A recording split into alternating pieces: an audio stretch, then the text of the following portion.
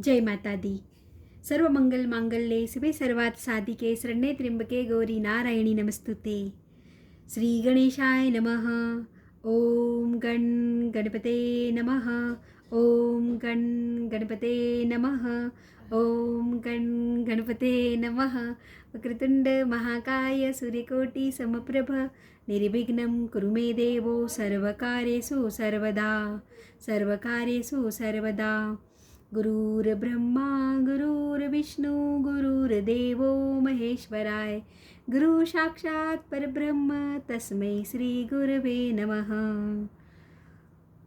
या देवी सर्वभूतेषु शक्तिरूपेण संस्थिता नमस्तस्यै नमस्तस्यै नमस्तस्यै नमो नमः। या देवी सर्वभूतेषु लक्ष्मीरूपेण संस्थिता नमस्तस्यै नमस्तस्यै नमस्तस्यै नमो नमः।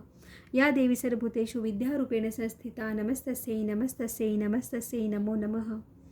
नमो देवे महादेवे शिवाय सततं नमः। नमः प्रकृते भद्राय नियताः प्रणताः स्मताम्। जय माता दी। आज हम श्री दुर्गा सप्तशती से अध्याय 5 पढ़ेंगे। अध्याय 5 को बोलते हैं उत्तर चरित्र। चलिए अब सबसे पहले इसमें कहा गया है कि देवताओं द्वारा देवी माँ की स्तुति, चंडमुंड के मुख से अंबिका के रूप की प्रशंसा सुनकर शुंभ का उनके पास दूत भेजना और दूत का निराश लौटना। सबसे पहले हम पढ़ेंगे इसमें विनियोग पढ़ेंगे और छोड़ेंगे। ओम अस्य श्री उत्तर चरित्रस्य रुद्र ऋषिः महासरस्वती देवता अनुष्टुप छंदः भीमा शक्ति भ्रामरी बीजम सूर्यस्तत्वं सामवेदः स्वरूपं महासरस्वती प्रीत्यर्थे उत्तर चरित्र पाठे विनियोगः। ओम। इस उत्तर चरित्र के रुद्र ऋषि है, महासरस्वती देवता है, अनुष्टुप छंद है, भीमा शक्ति है, भ्रामरी बीज है, सूर्य तत्व है और सामवेद स्वरूप है। महासरस्वती की प्रसन्नता के लिए उत्तर चरित्र के पाठ में इसका विनियोग किया जाता है। सबसे पहले हम माँ का ध्यान करेंगे। ध्यानम। जो अपने कर कमलों में घंटा, शूल, हल, शंख, मूसल, चक्र, धनुष और बाण धारण करती है, शरद ऋतु के शोभा संपन्न चंद्रमा के समान जिनकी मनोहर कांति है, जो तीनों लोकों की आधारभूता और शुंभ आदि दैत्यों का नाश करने वाली है, और गौरी के शरीर से जिनका प्राकट्य हुआ है, और उन महासरस्वती देवी का मैं निरंतर भजन करता हूँ। जय माता दी। ऋषि उवाच। ओम क्लीं ऋषि उवाच। ऋषि कहते हैं, पूर्व काल में शुंभ और निशुंभ नामक असुरों ने अपने बल के घमंड में आकर साचीपति इंद्र के हाथ से तीनों लोगों का राज्य और यज्ञ भाग छीन लिए। वे दोनों सूर्य, चंद्रमा, कुबेर, यम और वरुण के अधिकार का भी उपयोग करने लगे। वायु और अग्नि का कार्य भी वे करने लगे। उन दोनों ने सब देवताओं को अपमानित, राज्य भ्रष्ट, पराजित तथा अधिकारहीन करके स्वर्ग से निकाल दिया। उन दोनों महान असुरों से तिरस्कृत देवताओं ने अपराजिता देवी का स्मरण किया और सोचा, जगदम्बा ने हम लोगों को वर दिया था कि आपत्ति काल में स्मरण करने पर मैं तुम्हारी सब आपत्तियों का तत्काल नाश कर दूंगी। माँ ने कहा था कि जब आपके ऊपर कुछ भी परेशानी आए देवताओं को, तो आप मुझे याद करना सच्चे दिल से, तो मैं तुम्हें प्रकट होकर तुम्हारी सारी परेशानियों को दूर कर दूंगी। देव्य उवाच। नमो देवे महादेवे शिवाय सततं नमः। नमः प्रकृते भद्राय नियताः प्रणताः स्मताम्। देवता बोले, देवी माँ को नमस्कार है, महादेवी शिवा को नमस्कार है, प्रकृति एवं भद्रा को नमस्कार है। हम लोग नियम पूर्वक जगदम्बा को नमस्कार करते हैं। रुद्रा को नमस्कार है, नित्या, गौरी एवं धात्री को बारंबार नमस्कार है। ज्योत्सनी मई चंद्र रूपिणी एवं सुख स्वरूपा देवी को सतत प्रणाम है। शरणागतों का कल्याण करने वाली वृद्धि एवं सिद्ध रूपा देवी को हम बारंबार नमस्कार करते हैं। नेत्रक्तिक राक्षसों की लक्ष्मी, राजाओं की लक्ष्मी तथा श्रावणी शिव पत्नी स्वरूपा आप जगदम्बा को बारंबार नमस्कार है। दुर्गा, दुर्गपारा, दुर्गम संकट से पार उतारने वाली, सारा सबकी सारभूता, सर्वकारिणी, खयाती, कृष्णा और धुर्मा देवी को सर्वदा नमस्कार है। अत्यंत सौम्य तथा अत्यंत रौद्र रूपा देवी को हम नमस्कार करते हैं, उन्हें हमारा बारंबार प्रणाम है। जगत की आधारभूता कृति देवी को बारंबार नमस्कार है। या देवी सर्वभूतेषु विष्णुमाइति शब्दिता नमस्तस्यै नमस्तस्यै नमस्तस्यै नमो नमः। जो देवी सब प्राणियों में विष्णु माया के नाम विष्णु माया के नाम से कही जाती है, उनको नमस्कार, उनको नमस्कार, उनको बारंबार नमस्कार है। जो देवी सब प्राणियों में चेतना कहलाती है, उनको नमस्कार, उनको नमस्कार, उनको बारंबार नमस्कार है। जो देवी सब प्राणियों में बुद्धि रूप से स्थित है, उनको नमस्कार, उनको नमस्कार, उनको बारंबार नमस्कार है। जो देवी सब प्राणियों में निंद्रा रूप से स्थित है, उनको नमस्कार, उनको नमस्कार, उनको बारंबार नमस्कार है। जो देवी सब प्राणियों में सुधा रूप से स्थित है, उनको नमस्कार, उनको नमस्कार, उनको बारंबार नमस्कार है। जो देवी सब प्राणियों में छाया रूप से स्थित है, उनको नमस्कार, उनको नमस्कार, उनको बारंबार नमस्कार है। जो देवी सब प्राणियों में शक्ति रूप से स्थित है, उनको नमस्कार, उनको नमस्कार, उनको बारंबार नमस्कार है। जो देवी सब प्राणियों में तृष्णा रूप से स्थित है, उनको नमस्कार, उनको नमस्कार, उनको बारंबार नमस्कार है। जो देवी सब प्राणियों में शांति समा रूप से स्थित है, उनको नमस्कार, उनको नमस्कार, उनको बारंबार नमस्कार है। जो देवी सब प्राणियों में जाति रूप से स्थित है, उनको नमस्कार, उनको नमस्कार, उनको बारंबार नमस्कार है। जो देवी सब प्राणियों में लज्जा रूप से स्थित है, उनको नमस्कार, उनको नमस्कार, उनको बारंबार नमस्कार है। जो देवी सब प्राणियों में शांति रूप से स्थित है, उनको नमस्कार, उनको नमस्कार, उनको बारंबार नमस्कार है। जो देवी सब प्राणियों में श्रद्धा रूप से स्थित है, उनको नमस्कार, उनको नमस्कार, उनको बारंबार नमस्कार है। जो देवी सब प्राणियों में कांति रूप से स्थित है, उनको नमस्कार, उनको नमस्कार, उनको बारंबार नमस्कार है। जो देवी सब प्राणियों में लक्ष्मी रूप से स्थित है, उनको नमस्कार, उनको नमस्कार, उनको बारंबार नमस्कार है। जो देवी सब प्राणियों में वृत्ति रूप से स्थित है, उनको नमस्कार, उनको नमस्कार, उनको बारंबार नमस्कार है। जो देवी सब प्राणियों में स्मृति रूप से स्थित है, उनको नमस्कार, उनको नमस्कार, उनको बारंबार नमस्कार है।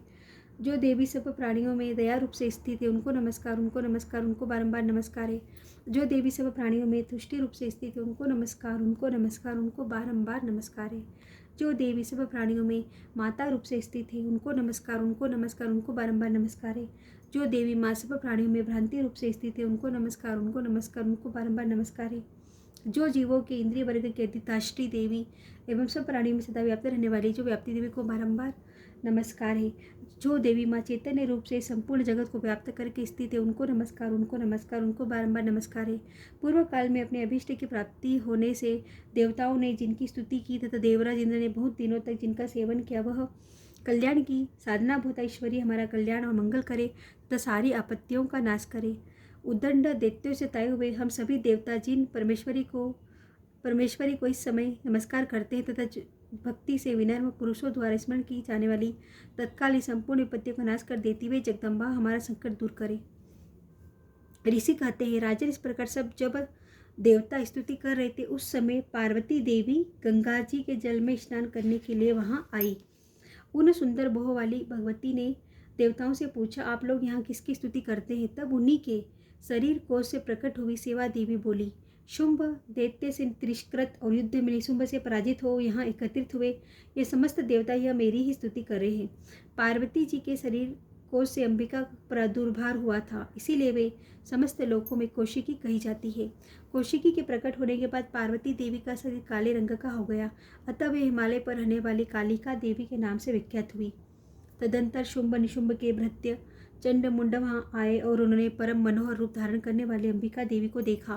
फिर वे शुंभ के पास जाकर बोले, महाराज, एक अत्यंत मनोहर स्त्री है जो अपनी दिव्य कांति से हिमालय को प्रकाशित कर रही है। वैसा उत्तम रूप कहीं किसी ने भी नहीं देखा होगा। सुरेश्वर, पता लगाइए वह देवी कौन है और उसे ले लीजिए। स्त्रियों में तो वह रत्न है, उसका प्रत्येक अंग बहुत ही सुंदर है। वह अपनी श्री अंगों की प्रभा से संपूर्ण दिशाओं में प्रकाश फैला रही है। ये दैत्यराज अभी वहाँ हिमालय पर ही मौजूद है, आप उसे देख सकते हैं। प्रभु, तीनों लोकों में मणि, हाथी और घोड़े आदि जितने भी रत्न हैं वे सभी समय आपके घर में शोभा पाते हैं। हाथियों में रत्नभूत ऐरावत, यह पारिजात का वृक्ष और यह उच्च सर्वा घोड़ा, यह सब आपने इंद्र से ले लिया है। हंसों से जुता हुआ यह विमान भी आपके आंगन में शोभा पाता है। यह रत्नभूत अद्भुत विमान जो पहले ब्रह्मा जी के पास था, अब आपके यहाँ लाया गया है। यह महापद्य नामक नीति आप कुबेर से छीन लाए हैं। समुद्र ने भी आपको किंजलकिनी नामक माला भेंट की है जो केसरों से सुशोभित है और जिसके कमल कभी कुमलाते नहीं है। स्वर्ण की वर्षा करने वाले वरुण का छत्र भी आपके घर में शोभा पाता है तथा इस श्रेष्ठ रथ जो पहले प्रजापति के अधिकार में था, अब आपके पास मौजूद है। दैत्यराज मृत्यु की उत्क्रांतिदा नाम वाली शक्ति भी आपने छीन ली है तथा वरुण का पास और समुद्र में होने वाले सब प्रकार के रत्न आपके भाई निशुंभ के अधिकार में है। अग्नि ने भी स्वतः शुद्ध किए हुए 2 वस्त्र आपकी सेवा में अर्पित किए हैं। दैत्यराज, इस प्रकार सभी रत्न आपने एकत्रित कर लिए हैं। फिर जो यह स्त्रियों में रत्न स्वरूपा कल्याण में देवी है, इसे आप क्यों नहीं अपने अधिकार में कर लेते? ऋषि कहते हैं, चंड मुंडा का यह वचन सुनकर शुंभ ने महादित्य सुग्रीव को दूत बनाकर देवी के पास भेजा और कहा, तुम मेरी आज्ञा से उसके सामने ये बातें करना और ऐसा उपाय करना जिससे प्रसन्न हो, वह शीघ्र ही यहाँ आ जाए। वह दूत पर्वत के समान अत्यंत रमणीय प्रदेश में जहाँ देवी माँ मौजूद थी वहाँ गया और मधुर वाणी में कोमल वचन बोला। दूत बोला, हे माँ, दैत्यराज शुंभ इस समय तीनों लोगों के परमेश्वर है। मैं उन्हीं का भेजा हुआ दूत हूँ, यहाँ तुम्हारे ही पास आया हूँ। उनकी आज्ञा सदा सब देवता एक स्वर से मानते हैं, कोई उसका उल्लंघन नहीं कर सकता। वे संपूर्ण देवताओं को परास्त कर चुके हैं। उन्होंने तुम्हारे लिए जो संदेश दिया है उसे सुनो। संपूर्ण त्रिलोक मेरे अधिकार में है, देवता भी मेरी आज्ञा के अधीन चलते हैं। संपूर्ण यज्ञों के भागों को मैं पृथक पृथक भोगता हूँ। तीनों लोकों में जितने श्रेष्ठ रत्न हैं वे सब मेरे अधिकार में है। देवराज इंद्र का वाहन ऐरावत है, जो हाथियों में रत्न के समान है, मैंने छीन लिया है। क्षीर सागर का मंथन करने से जो अश्वरत्न उच्च सर्वा प्रकट हुआ था, उसे देवताओं ने मेरे पैरों पर पड़कर समर्पित किया है। सुंदरी, उनके सिवा और भी जितने रत्नभूत पदार्थ देवताओं, गंधर्वों और नागों के पास थे, वे सब मेरे ही पास आ गए।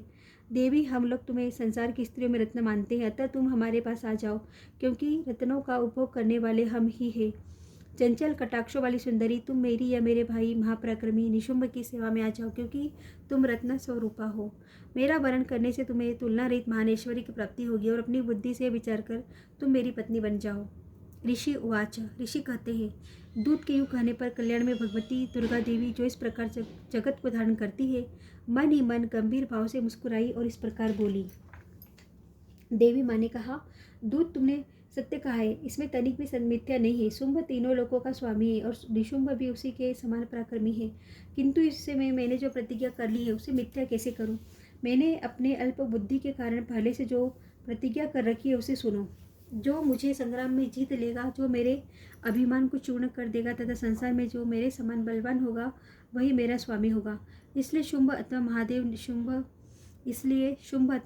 शुंभ स्वयं भी आकर यहाँ पधारे और मुझे जीत कर शीघ्र ही मेरा पाणी ग्रहण कर ले। इसमें विलंब की क्या आवश्यकता है?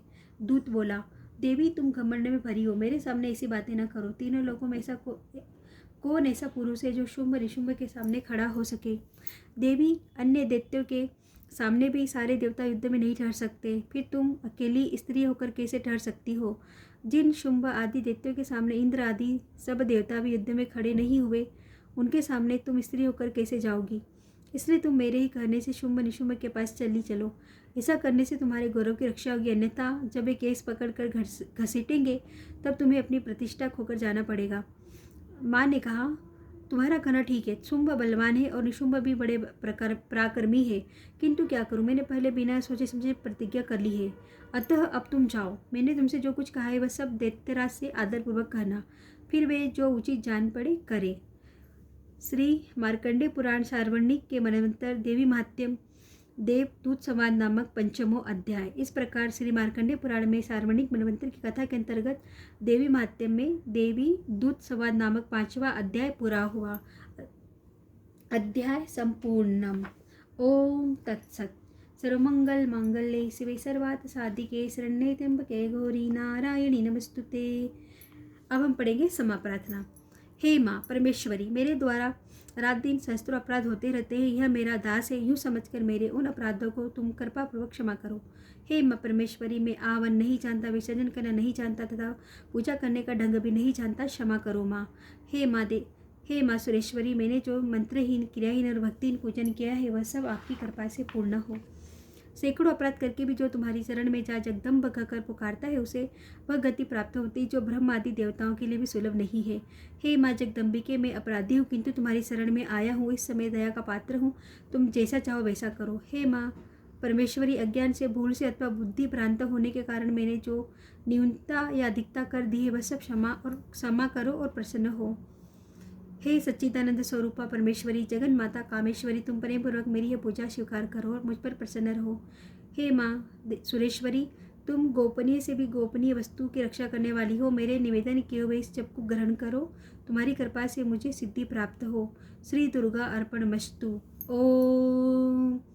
सर्वमंगल मांगल्ये शिवे सर्वार्थ साधिके शरण्ये त्र्यंबके गौरी नारायणी नमस्तुते। सर्वे भवन्तु सुखिनः, सर्वे सन्तु निरामयाः, सर्वे भद्राणि पश्यन्ति, मा कश्चित् दुःखं भाग् भवेत्। ओम शांति ही शांति ही शांति ही। हे माँ, जो भी पढ़ते हैं दुर्गा सप्तशती और सुनते हैं उन सब का कल्याण करो, सबको सुखी रखो, सबको निरोगी रखो और प्रकृति का प्यार हम सब के ऊपर बरसता रहे। जय माता दी।